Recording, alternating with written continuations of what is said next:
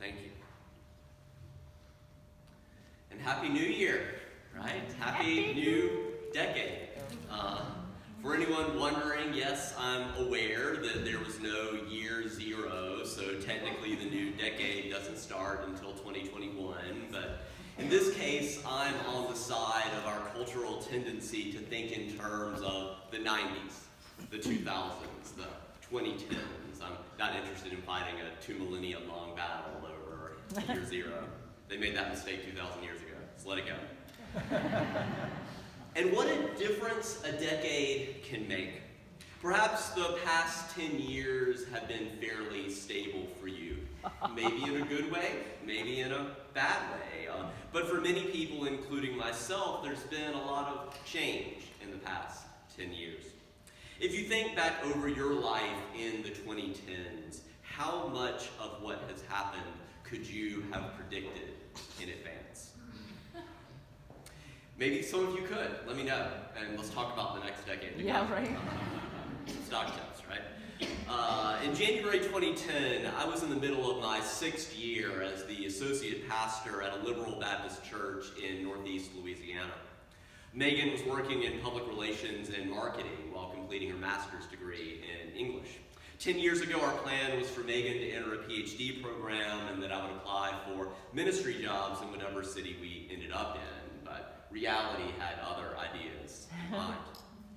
As you all now know, I've spent most of the past decade coming into full fellowship with the Unitarian and Universalist Association and serving this congregation as minister. Woo. But that news would have been quite a surprise to my 10-year-ago past self.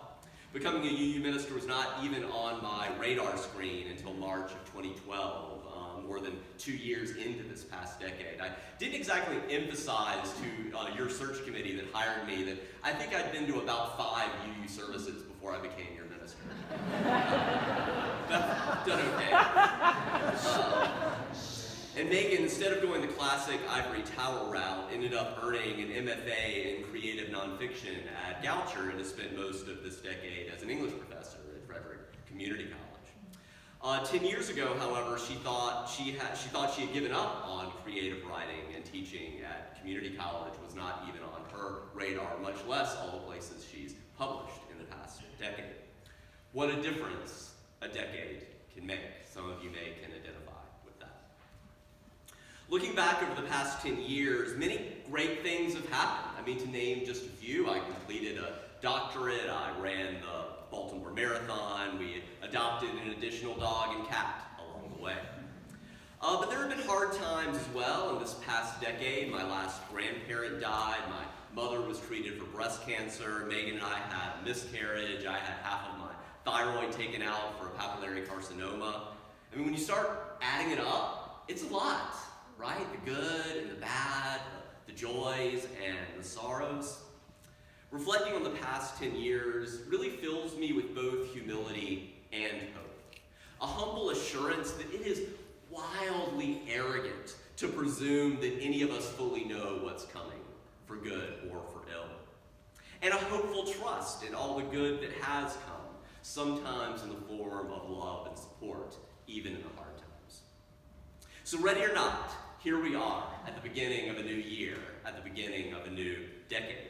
What will I make? What will you make? What will we make of the new year of 2020, of the new decade? What are we going to make of the 2020s?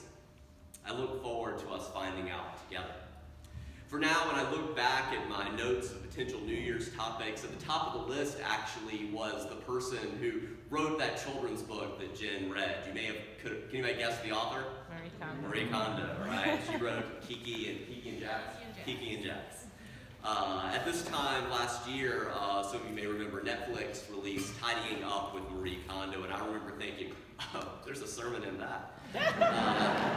How many of you watched one or more episodes of that series? Okay, quite a few of you. As you may remember, around this time last year, America was going wild for decluttering and organizing. To take just our own DC metro area as an example, during the first week of that show, this time last year, donations to Goodwill were up 66% compared to the previous year. And for any of you who have condoed your living space at one point or another, I'd be interested to know, are you keeping it up more or less? Megan and I have done a decent job of maintaining tidiness most of the time. But although Marie Kondo claims that people who use the KonMari method never revert to clutter again, I would say, as with most things, your mileage may vary. And although I don't agree with all parts of Marie Kondo's methodology, there is a lot of wisdom in many aspects of her approach. I'll only have time to touch on part of her process, but her books or TV show are widely available if you're interested in the details. I'll limit myself really to just one example that is near and dear to my heart, books. And I encourage you to consider how my experience with books might relate to your experiences with books, or clothes, or papers, or tools, or you know what your thing is, right? So make the changes in your mind. Did any of you see the meme circulating last year on the internet that quotes Marie Kondo as saying, ideally keep less than 30 books? People were so angry, they're raging against the machine. Not only, however, did she never say that, it's also actually a fundamental misunderstanding of her approach. For Kondo, there's no generic limits of books or clothes or tools or papers or any other item. The answer varies with each individual. It's all about what brings you joy and what you have space for. For me, here's the thing. I love books and reading, but I also love living in an 1,100 square foot row house in downtown Frederick. And if I kept all the books I read, our house actually would literally be filled completely with books. Yeah. And although I do sometimes use ebooks for pleasure reading, I found that it's actually really pretty necessary for me to write in books and to be able to flip pages back and forth if I'm going to be using them for sermon research or other writing projects. And there was a time in my life when I basically kept every book. I imagined myself sort of having this ever-expanding personal library with shelves upon shelves upon shelves. And I remained fascinated with beautiful photos of libraries around the world. But I reached a turning point a few years ago, and it was as much related to reaching midlife as to any organizational consultant's advice. At a certain point, I had just lived sufficiently long enough to experience how I am in theory versus, in actuality, how I actually act versus, how I think I act. So, prior to that point, there were a lot of books that I was keeping around with this intention that I would revisit them someday. But here's what I found out. I started to notice that with rare exception, year after year after year, someday never came. I never revisited those books for the most part. I wonder if that's true for you with those clothes that you think, I'm going to wear them someday, or those books for you, or papers that I'm going to look at that again someday, right, or whatever miscellaneous items. Every year, there are just huge numbers of new books published that I don't have time to read. So a book really has to be astoundingly excellent for me to even consider realistically revisiting it. When I could read a book either this year or from the past that I've never read. So I started going through my books quite a few years ago, about once a year, and asking myself the somewhat morbid question, am I going to live long enough to read this book again? It turns out actually reflecting on one's mortality is a time-honored spiritual practice across many traditions for getting one's priorities straight, and it actually really helps a lot of the time. If I realize that there's likely not world enough in time for me to revisit a book, I just feel much freer. I feel much more easeful when I give a book away. For me, it's usually our annual book sale here in March. So far, this method has been working to maintain a rough correlation between the number of books I own and the available shelf space. And now that I'm a few years into this periodic book purging, I can report that approximately once a year, the past few years, I do find myself looking for a book that I've given away. Suddenly realize that, and I have a brief moment of panic whenever that happens. But here's what actually ends up happening. I don't know that I've actually bought any of those books again. I typically end up thinking, you know what, I don't really need it. I can think of another way to accomplish the same thing, or look up just that portion in Google Books or something like that. I wonder if that might be true for you with books or clothes or whatever item, that if you gave it away, you'd probably be okay, even if you occasionally found yourself needing it. Conversely, here's the really perverse side of failing to take Marie Kondo's advice on decluttering. Have you ever had the experience of having so much of some kind of stuff, this could be, again, books, clothes, tools, papers, various miscellaneous items, you know what your thing is, that you're keeping around just in case you need it. It may only be like in your attic or your basement or some room, but then when you actually need that thing, you can't find it because you've got so many other things, so you end up buying another one anyway, and then later after you no longer need it, you do find it, and now you have two of them anyway, which is the whole reason you're keeping it, to avoid it in the first place. Are you following me? I know. So generally Marie Kondo really is right on about there's a real power in cleaning by giving stuff away. It just makes the whole process so much easier. Just get a bunch of stuff out of your house. And storing everything you do keep in a way that is clearly visible. And let's be honest, especially if you've never watched her, just watch one episode or read a little bit of her book. She is a folding ninja. Let's all just be honest. Like the way she can organize your drawers so you can see everything. I bow to her folding prowess. And respect to Megan, who has been consistent for more than a year now in folding her clothes in the Kondo-approved method. I haven't even tried that yet. Maybe one day. There's just too many books I'd usually rather be reading rather than doing that. For now, rather than staying on the surface of Marie Kondo's organizational philosophy, I want to take us one level deeper. If you've watched the Netflix series, you may remember that after introducing herself to new clients, she does something that's maybe unexpected. One of the first things she does is kneel for about 2 minutes of silence to center herself, and then she bows to greet the house that they're going to be tidying. You may also remember her physically tapping books to wake them up, or bidding a kind farewell. This was in that children's book earlier. Bidding a kind farewell out loud to items that you're giving away, thanking them. I can't remember whether it comes up in the TV series, but at least in her book, it is explicit that she learned these practices from the Japanese religion of Shintoism. She writes that the Japanese people have treated material things with special care since ancient times. The Japanese believed that gods resided not only in natural phenomena. So if you think back like the Greek and the Romans, their polytheism, they thought there was like a sea god, a sky god, and things like that. But Shintoists go further. They think that the gods reside in the cooking stove, even down to each individual grain of rice. That's the kami, K-A-M-I, that Jen was referring to. But this is the crucial part about all of that.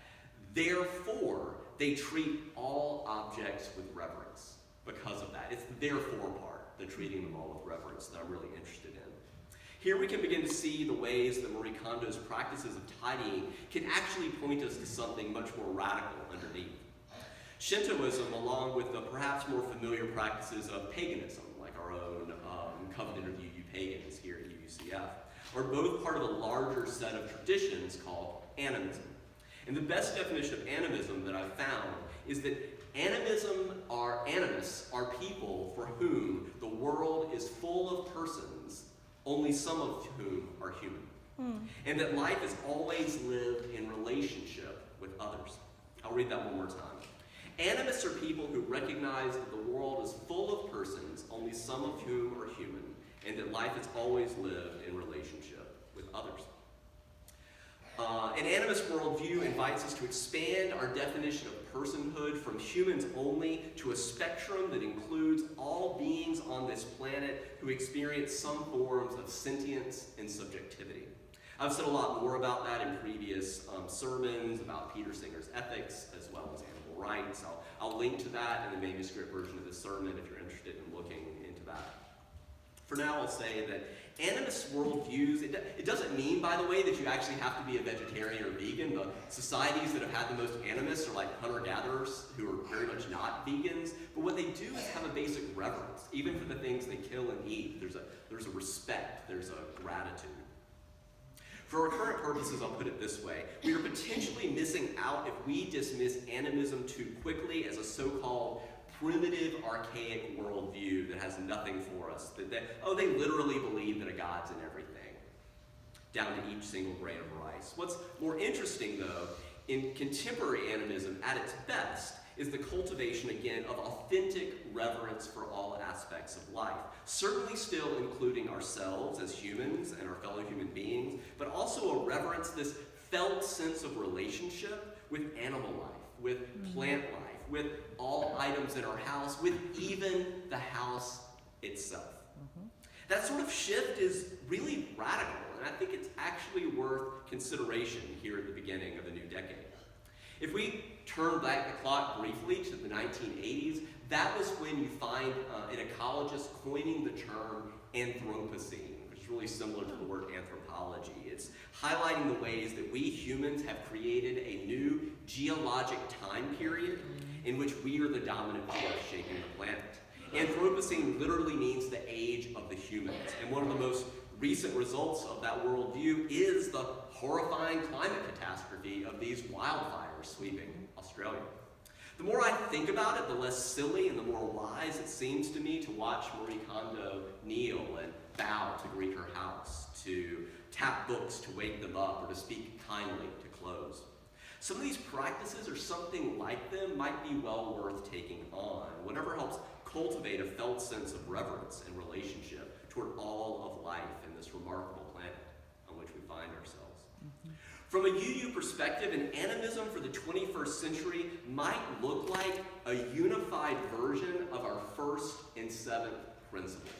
Instead of just saying that we are about respecting the inherent worth and dignity of every person, what if we started saying that we respect the inherent worth and dignity of the interdependent web of existence, yes, of which we are a part? We respect the interdependent web of existence for which we are a part. I think that would be a really radical starting point for a 21st century Unitarian Universalism. It turns out that Marie Kondo, or at least the worldview that shaped her, might be a lot deeper than is sometimes acknowledged. Indeed, another way of describing this shift we've been exploring is the shift from a shallow ecology to a deep ecology. A shallow ecology is human-centered. It looks at the world and only considers it from a human perspective. So it says, oh, we gotta save the rainforest because it might have a cure for cancer, right? We humans need that. That's a good reason. If it gets you there, it's fine. Yeah. We should reduce carbon emissions to prevent our human cities from being flooded by climate change. Okay, that gets you there, it's okay. But there's more. A deep ecology is ecocentric. We humans are a part, but we become one among many factors in addition to the communities, the needs, the desires, the rights, and all the other aspects of the environment that are non-human. A depth ecology invites a preservation of ecosystems because they are diverse and important and valuable in their own right for themselves. And from a scientific perspective, let me hasten to add, a deep ecology is deeply Darwinian. After all, one of the core insights of Darwin's theory of common descent is that we humans are not special, a little lower than the angels, magically created, two Hebrew-speaking humans and a talking snake, right? So, that's not what it's about. In the great tree of life, we humans are one among many species within the larger animal kingdom. We are deeply interdependent with the other ecosystems of which we are a part. As the indigenous activist Winona LaDuke has said, environmentalism, if you think about it, is actually kind of a strange term that we needed at all. Yeah. She says, I think it's really about rediscovering your humanity and how your humanity relates to life. Think about that. Environmentalism, why do we even need to raise people's consciousness about it? It's just about realizing what it means to be human. And what it means to be human is being an animal, a really interesting animal, but an animal that is deeply part of the animal kingdom. If we as a species were ever to really grasp that insight in a deeply Darwinian way, in a deeply ecological way, I think we would begin to find ourselves on a much more sustainable path for this decade and centuries to come. For now, as each of you continues to reflect on what you feel called to let go of, Marie Kondo style, for this new year, this new decade, to let go of just things and ways of being in the world that just aren't serving you anymore. So as you think, what is that for you? And what that might free up space and time for you to take on, that might transform your life, that might help transform our world. Let's rise and embody your spirit. We are Teal Hymnals. Let's sing Fire of Commitment, number 128.